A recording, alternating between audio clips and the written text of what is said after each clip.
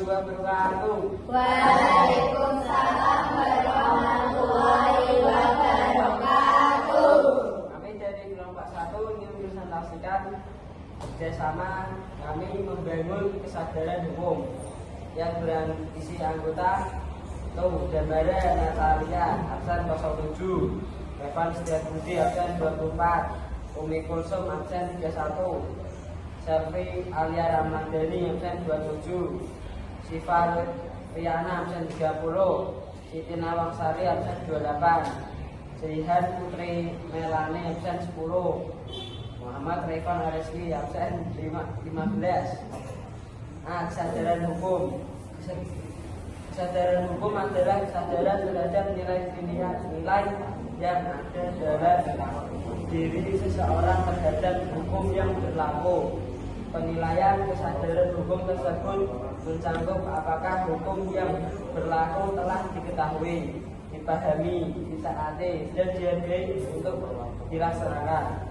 Ciri-ciri seseorang atau masyarakat memiliki tingkat kesadaran hukum yang tinggi ialah sebagai berikut. A. Ketaatan hukum dilaksanakan oleh semua kalangan. B. Hak dan kewajiban dipahami dengan baik. C. Rendahnya tingkat pelanggaran hukum. D. Tingginya kepercayaan rakyat terhadap aparat penegak hukum. E. Penegak hukum dilakukan tanpa diskriminasi.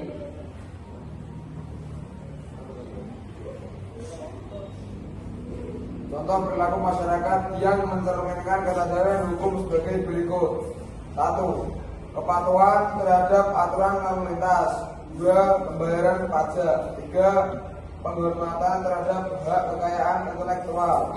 4. Penghormatan terhadap hak asasi manusia. 5. Partisipasi dalam pemilihan dan proses demokrasi.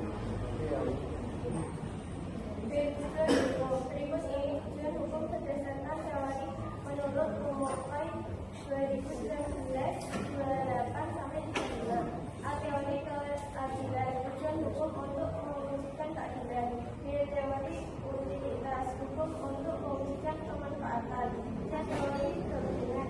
Pentingnya hukum adalah untuk mewujudkan keadilan dan manfaat. Teori ketertiban dan ketentraman masyarakat. Tujuan hukum adalah mengatur pergaulan hidup secara damai.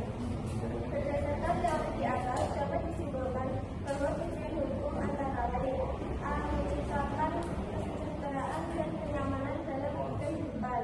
B. Menjaga supaya tidak terjadi aksi-aksi tidak terpuji di tengah masyarakat. C. Sebagai pedoman bagi masyarakat dalam berperilaku. D. Melindungi hak dan kewajiban untuk mewujudkan keadilan.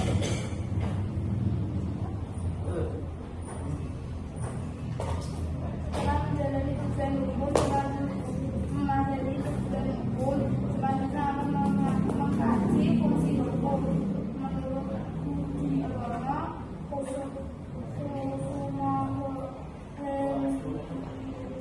Jojo 2004 165 sampai 166. Fungsi hukum adalah untuk mencapai ketertiban umum dan keadilan.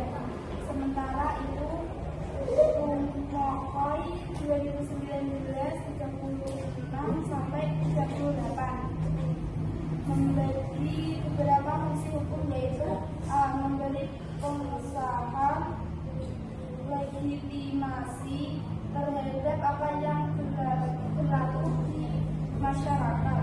B. Sebagai alat rekayasa masyarakat. Sebagai sarana pembentukan masyarakat khusus sarana pembangunan. D. Mengatasi konflik dalam masyarakat. Untuk mencapai tujuan hukum diperlukan alat-alat penegak hukum seperti polisi, jaksa, dan hakim. Polisi bertugas mencegah dan menanggulangi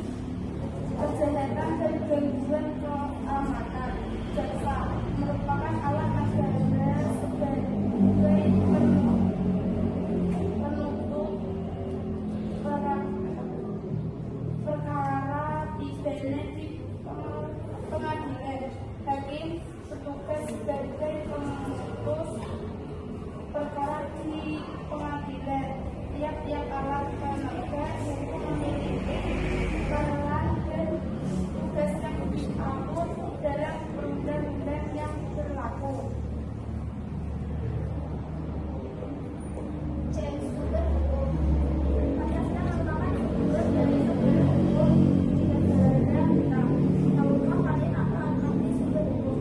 Menurut kata-kata nomor 3 yaitu sumber hukum adalah sumber yang dijadikan sebagai dasar dalam penyusunan hukum atau peraturan perundang-undangan. Sumber hukum terdiri atas sumber hukum tertulis dan sumber hukum tidak tertulis. Sumber hukum tertulis adalah sumber yang berlaku dan tercantum dalam menjadi peraturan atau hukum. Sementara sumber hukum tidak tertulis adalah hukum yang hidup dan berkembang di masyarakat yang tidak tertulis seperti adat atau kebiasaan masyarakat. Sumber hukum tertulis. Sumber hukum tertulis dapat dilihat pada tata urutan perundang-undang yang diatur dalam pasal 7 ayat 1 Undang-Undang Nomor 12 Tahun 2011 yang telah diubah dengan Undang-Undang Nomor 13 Tahun 2022, yaitu sebagai berikut: A. UUD NRI tahun 1945. B. Ketetapan MPR. C. Undang-undang. D. Peraturan pemerintah pengganti undang-undang. E. Peraturan pemerintah. F. Peraturan presiden.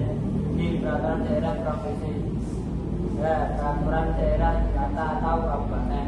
Berdasarkan tata urutan tersebut, peraturan hukum yang berada di atasnya menjadi sumber hukum peraturan yang berada di bawahnya.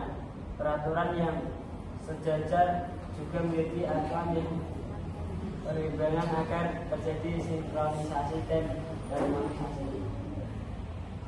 Sumber hukum tidak tertulis, adat atau kebiasaan masyarakat yang positif dan sudah melembaga seperti norma moral menjadi sumber hukum tidak tertulis. Norma menjadi pedoman dalam berinteraksi bagi anggota masyarakat untuk mewujudkan tujuan hidup bermasyarakat, yaitu kehidupan yang harmonis, rukun, tertib, dan damai. Norma seringkali bersifat lokal pada suatu wilayah, tapi juga dapat bersifat meluas yang menjangkau seluruh masyarakat dan melewati batas-batas negara. Berdasarkan sumber atau asal usulnya, norma terdiri atas norma agama, norma etik atau moral, kesusilaan dan kesopanan, dan norma hukum. Kesusilaan sumbernya berasal hati nurani manusia. Kesopanan sumbernya berasal adat tata pergaulan antar warga di masyarakat. Agama sumbernya berasal agama, kepercayaan pada Tuhan Yang Maha Esa. Hukum sumbernya berasal dari hukum yang berlaku. Sekian dari grup kami menutup. Apakah ada pertanyaan? Saya Ausyaira Idayana Anwar, absen 3, perwakilan dari kelompok 2, izin bertanya. Apa yang dimaksud dengan pemberian pengesahan atau legitimasi? Legitimasi adalah keterangan yang mengesahkan atau membenarkan bahwa pemegang keterangan adalah betul-betul orang yang dimaksud atau disahkan. Baik, terima kasih.